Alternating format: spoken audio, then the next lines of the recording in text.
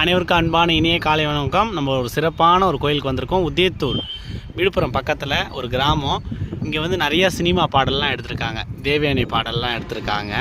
ரொம்ப சிறப்பான ஒரு இடம் பாருங்கள். 6 முருகர் ஒரே இடத்துல பார்க்கலான்னு சொல்லிட்டு ஒரு கோவில், ரொம்ப விசேஷமான ஒரு கோவில். உங்களுக்கு பார்த்தா தெரியும், நிறைய சினிமா பாடல்லாம் எடுத்திருக்காங்க அந்த இடத்துல.